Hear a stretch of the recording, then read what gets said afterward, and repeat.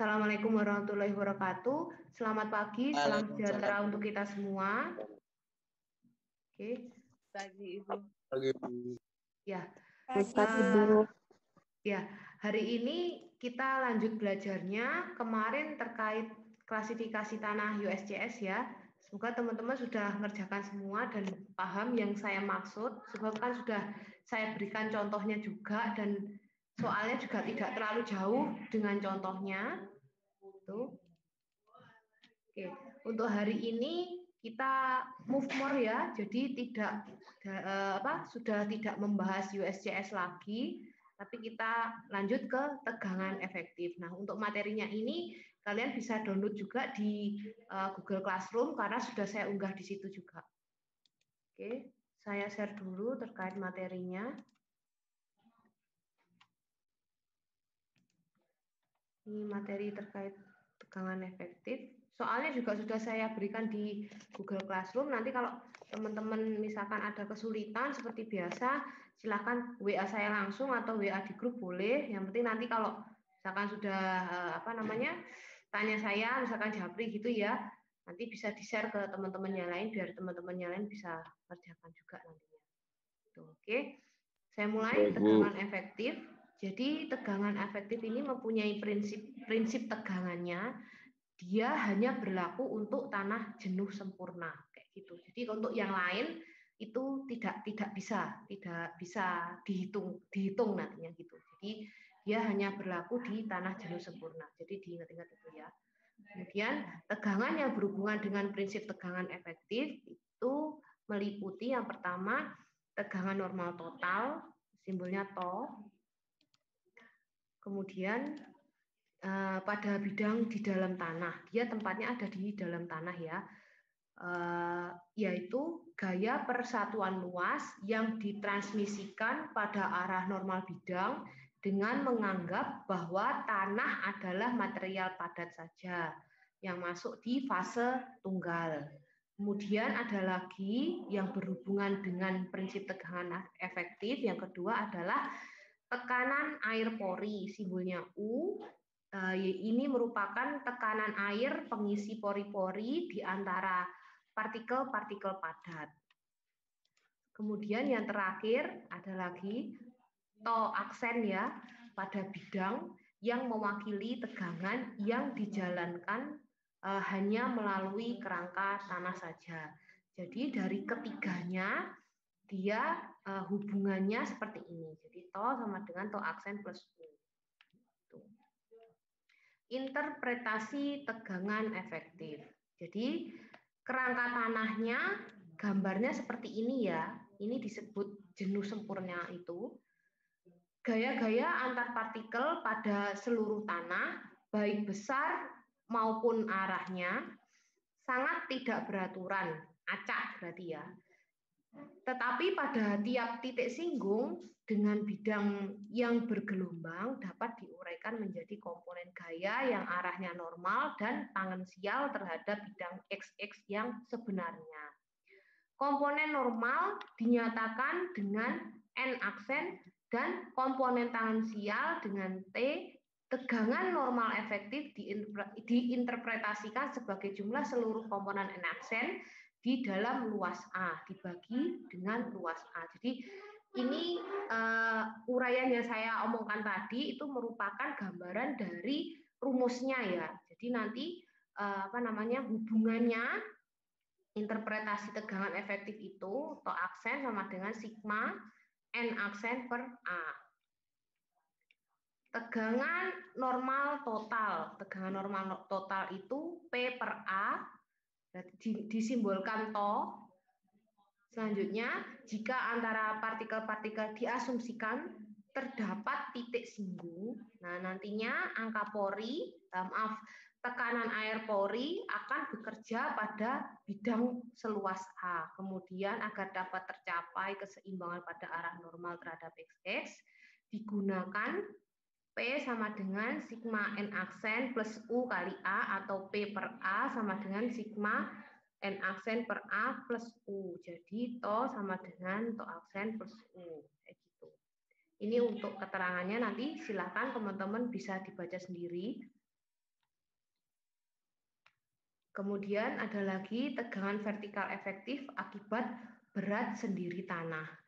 Dia nanti untuk tegangan vertikal total, rumusnya tau V sama dengan ini lambda. Gamma sat dikali Z. Ya. Selanjutnya, karena pori-pori di antara partikel-partikel padat saling berhubungan, tekanan air pori pada setiap kedalaman akan sama dengan tekanan hidrostastik. Karena itu, pada kedalaman Z, dia nantinya menggunakan rumus U sama dengan gamma W kali Z. Jadi nanti untuk keterangannya ini masih berhubungan dengan rumus-rumus yang di depan ya, gamma sat, gamma W kayak gitu. Jadi untuk teman-teman jangan dilupakan terkait rumus-rumus ini gitu.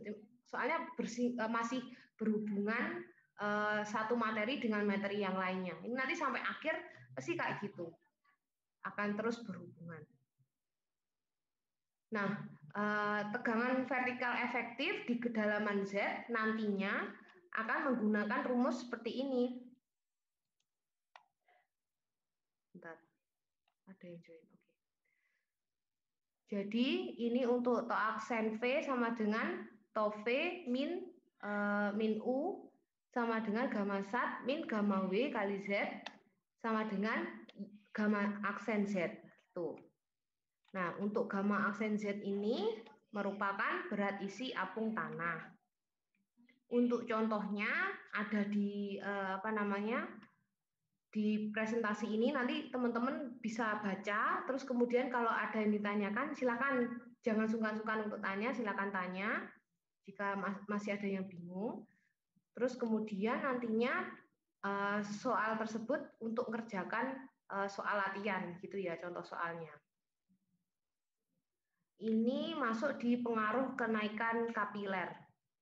Pengaruh kenaikan kapiler sendiri, oh ya, jadi tegangan efektif itu biasanya digunakan untuk perhitungan saat kita berhubungan dengan bendung kayak gitu ya. Jadi kalau nantinya kalian teman-teman merencanakan sebuah bendung atau waduk kayak gitu ya, pokoknya all about air, bangunan air, ini sangat berpengaruh untuk perhitungannya. Jadi sedikit-sedikit nantinya pasti butuh dengan perhitungan tegangan efektif ini kayak gitu. Ini nanti untuk contoh soalnya, nanti teman-teman bisa coba baca sendiri. Ini sampai terakhir nanti contoh soal ini ya. Oke. Ini terkait tegangan efektif. Udah gitu tok.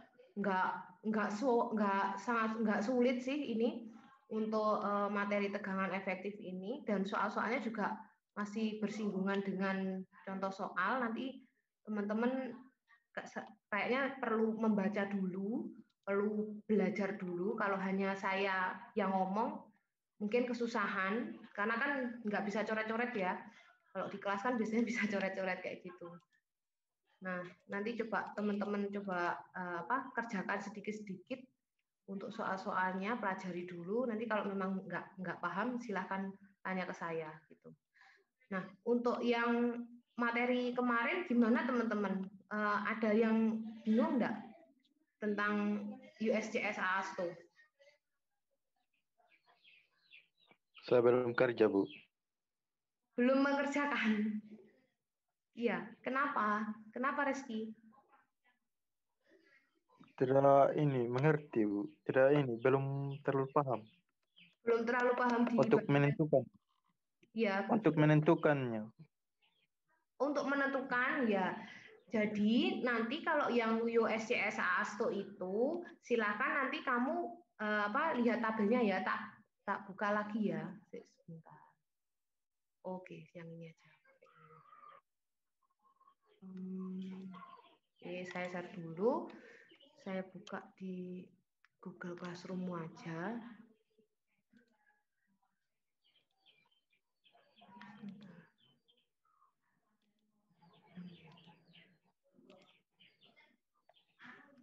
Ini kelas mekanika tanah ya. Yang USCS itu sama sebenarnya prinsipnya dengan AASTO. Jadi nanti teman-teman itu tinggal mengklasifikasikan aja. Jadi nanti masuknya di mana? Kayak di contohnya ini, misalkan. Ya. Kan setiap kali materi mesti saya beri contoh. Nah, ini untuk contohnya ya. Untuk latihan soal. Mana sih kemarin?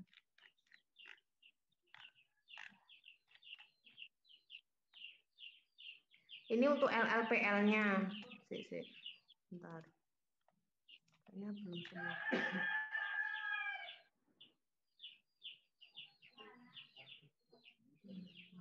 Ini AASTO ya. Ini bahas di contoh soalnya. Oke, jadi dari tanah A ini diketahui bahwa LLPL-nya 30 sama 22. Kemudian di sini kan saya nulis lolos IAKAN 200 dengan persentase 8%. Ini termasuk diketahui ya. Jadi bukan kalau misalkan lolos IAKAN pasti presentasinya segini, bukan. Ini bagian dari soal. Untuk D10, D30, D60 caranya kalian harus lihat materi yang sebelumnya kayak gitu. Jadi ini sama kayak yang materi sebelumnya. Di materi apa ya? Bukan klasifikasi tanah ya. Sebelumnya ya. Yang materi apa bisa bantu saya? Kurva distribusi. Oh Distribusi iya. Benar. Kurva distribusi ukuran tanah. Nah, kalian lihat di situ untuk caranya ini penentuannya. Pun juga CU, CC. Ini rumusnya sama dengan kurva distribusi ukuran tanah. Di situ sudah ada. Makanya saya berkali-kali ngomong bahwasanya materi ini masih berkesinambungan antara materi yang sebelumnya dengan materi yang baru nanti. Nah, agak bedanya nanti cara penentuannya ini, garis merahnya itu didapat dari nilai ini ya. D1, D10, D30, D60 ini kayak gitu. Nanti tinggal ditentukan, ditarik garisnya kayak gitu. Di sini dapatnya berapa? Ini untuk D10 0,08. Jadi kira-kira di sini tinggal ditarik garis, ditentukan titiknya D10. 10 ini tarik garis sini ya, tengah-tengah antara 20 dan 0. Sebenarnya dapatnya di situ. Terus kemudian untuk D30 0,12 berarti sekitar di sini 0,12. Nanti kalau teman-teman kurang jelas untuk ukurannya ini sebenarnya dikira-kira aja. Kalian bisa pakai penggaris kok nantinya. 0,1 sampai 1 berarti kan nanti kelihatan kalau misalkan pakai penggaris ya. 0,1 sampai 1 itu berapa saja, jadi menentukan milimeternya nanti lebih jelas. Atau misalkan pakai kertas apa itu namanya ya, lupa aku, yang penjelasan milimeternya lebih jelas itu loh, apa sih namanya, kertas apa sih namanya, ada yang tahu nggak? Itu saya kok lupa ya namanya ya, itu zaman saat saya SD. Apa sih? Apa? Kertas streaming. Bukan streaming, bukan. Itu kan buat nulis. Ini yang buat ukuran. Kotak-kotak. Ya, yang kotak-kotak kecil. Ya, yang kotak-kotak kecil ukurannya per mili gitu loh. Ya, itu ada itu. Itu biasanya kalau buat anak arsitek sih buat gambar kalau sampai sekarang. Tapi kalau buat anak sipil ya cuma dibuat gambar detail gitu aja. Misalkan soal